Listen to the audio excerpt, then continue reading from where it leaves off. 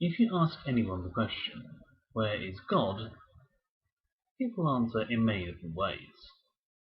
Atheists will say, "He's in our minds, imaginations, and expectations."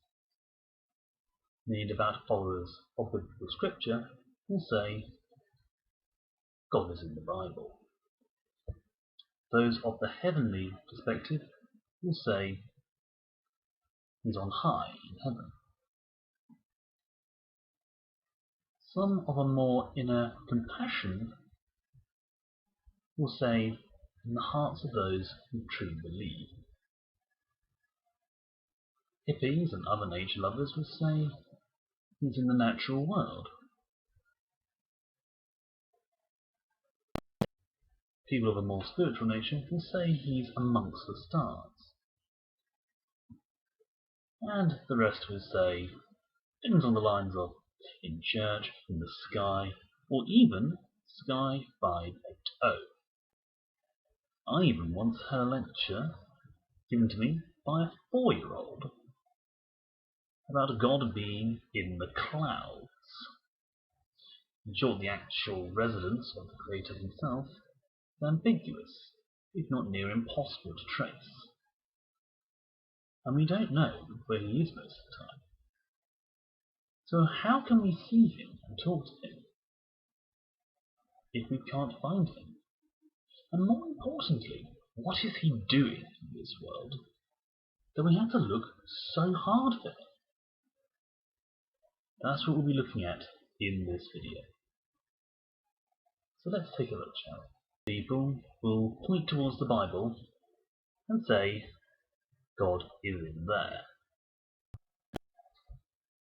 If God is in the Bible alone, we don't really have to look anywhere else. But that being said, a lemon meringue pie is also in a book. It can also be on a plate or baking in an oven. It's something as common and mundane as an egg-based pudding can be in many different places, shapes, forms, and formats. There's no reason to think a great celestial being like God can be the same, or even more so. If we take the stories of the Bible and look at how God is shown in them, we can see in Genesis that God has a physical form because his footsteps could be heard in the Garden of Eden. But the main issue there is that some schools of thought put Eden in the place where heaven and earth overlap. And since we never see such a reference again, we can take that to mean that God has no physical presence on earth. Much of his earthly presence, if a corporeal form has been recorded, has often been given as an angel of the Lord. When he made an appearance to Moses, it was the angel in the burning bush, and God spoke to the angel.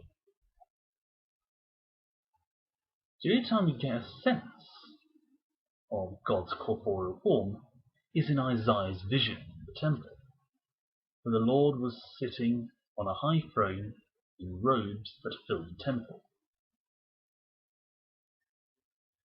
Now we know the throne and the robes could be recognized as such by mortals.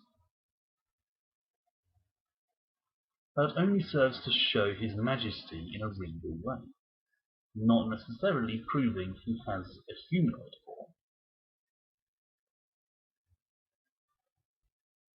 Since the day modern burning bushes never talk, and those that have visions of such memorable clarity are normally mystics, lucid dreamers, or on something solid and hallucinogenic. Seeing God in such a way is unlikely to occur, let alone be believed. Some mystics, mediums, and modern prophets sometimes have ways of sensing the future, the past, or things that few others know of in the present. Now, I'm a huge skeptic of prophets for many reasons.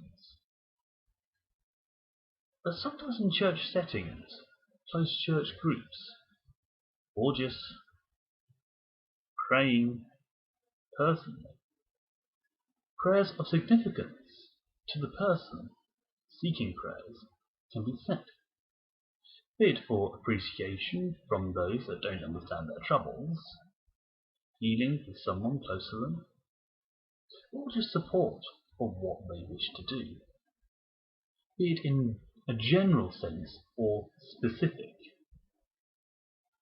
It does happen, and makes little sense otherwise.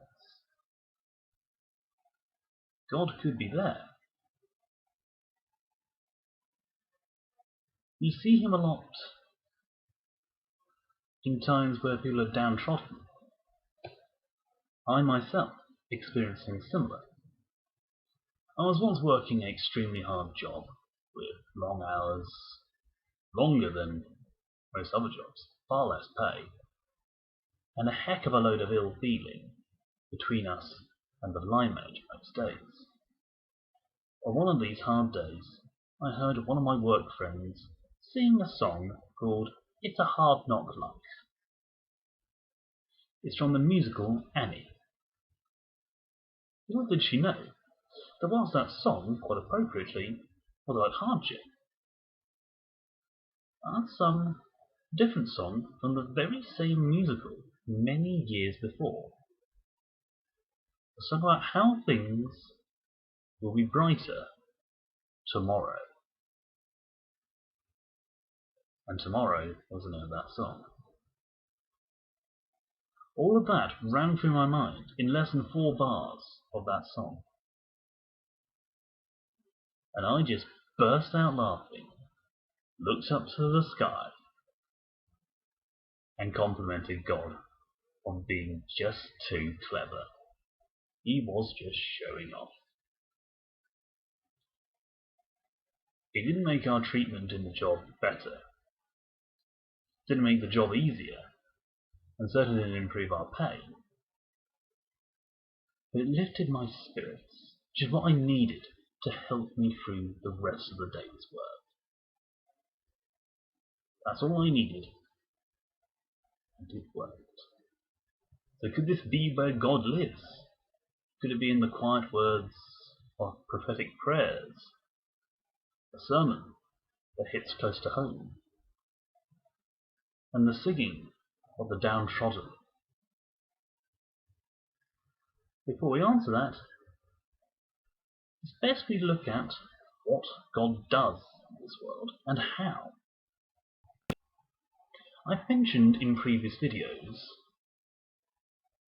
about how God interacts with the world on his level by influencing events surrounding the big event to improve it for those involved, and using magic to perform his noteworthy miracles.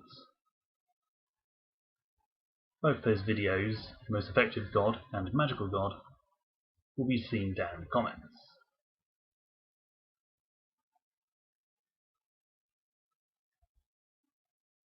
To add to that, I'm going to say God mostly works through humankind, through their feats of kindness and selflessness.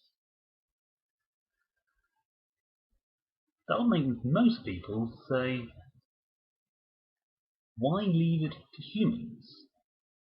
Why not do it himself? Us humans, we're not very good. I'm going to cover that in more detail in a later video. And true, if you want a job doing, best to do it yourself. But if someone else can do it, and is willing to do it, it's often best to let them do it. It's a great way for them to learn, and lets you do something else. If they are struggling, by all means help them out. And if you are struggling at something that God lets you do, He will lend a hand. But it's more often by pointing out something that will make it easier. God can and does things for Himself. But if there's a chance for someone to do it and learn from the experience, then He lets them do it. As any good father should. Sometimes, all God needs to do is give us a nudge to get us going in the right direction. They say God is in the detail. If we look for Him there, we might well find Him. God is extremely practical. How else can He be most effective, and yet all-powerful at the same time? So this gets us back to the question, how can God go about these great works without us actually seeing Him? Surely it's impossible. Well, there are two problems with that argument. Firstly, people tend to dismiss Him as simple coincidence most of the time. If something miraculous occurs in this day and age, we tend to say it's merely a coincidence. If you're looking for God and simply dismissing Him as coincidence all the time, then that is what you'll find. Second, things in nature are very good at hiding all the time. If we take the biggest animal on the planet, the blue whale, and ask the question, where does it go and what does it do? We can tell you more about the habits of bacteria, amoebas, even ants, than we do about the blue whale. And that's because we have little to no idea about what goes on in the deep oceans. We know more about the moon than we do about the oceans. And some scientists are using that as proof that there could still be mermaids out there, and we still haven't seen the kraken for that reason. But even on dry, or at least solid land, some creatures can go completely unnoticed. My favourite example of this is what I call the chameleon argument. Now, hands up, I know chameleons don't always use their colour changing ability purely for camouflage. They do use it for display to other chameleons and to regulate their body temperature. But the fact it can, and sometimes does, camouflage itself is good enough for this argument. The short of the argument is, just because you can't see the chameleon doesn't mean it's not there, and it could be looking at you right now. To further back this up, I often ask people, can you see a leopard? Now, leopards are ambush hunters. They have to lie in wait for their prey to come close. That they have to be very still and completely hidden. So if you are walking somewhere where people claim to have seen a leopard, don't be so quick to dismiss it just because you can't see it. Otherwise your children could be a snack for a hungry leopard. In some cases, you could be looking right at it and yet not see it at all. To prove that point, I'm going to link an image in the description below. My challenge for you is to find the creature. If you can't find it, by all means leave a comment on it, and I will tell you what you're looking for. You still have to look for it though. In a way, God is all around us. Life itself is a miracle that goes against all the odds. and yet we seem to ignore the one that gave it to us in the first place, just because we can't see him, and many of us give up before we find him. Sometimes you just need to look around you and you'll see God. Often in the darkest of places, you'll see him better, because the smallest light can shine brightest in the dark places. The Bible can help us, but only to know what God is like, not to know where he is. If you want to know that, you don't have to look very far at all. If you want to join us on this journey to find God, then please subscribe below. I post videos nearly every week. If you have suggestions for a future video, please leave them down in the comments. If you like this video, please give it a thumbs up. If you think some friends of yours will like it, by all means share it with them. And they too can join us on the journey. Please join us, my friends. Together we can find our good Lord. And God be with you, my friends.